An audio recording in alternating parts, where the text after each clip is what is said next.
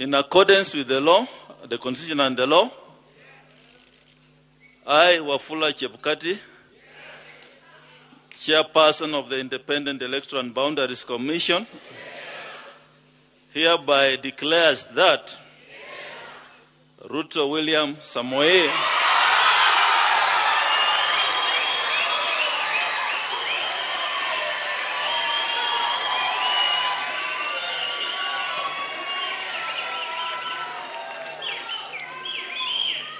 of ID number 6847208 has been duly elected as the President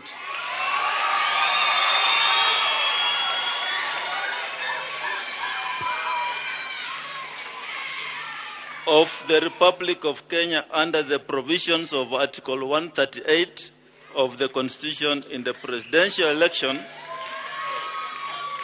held on 9th of day of August 2022.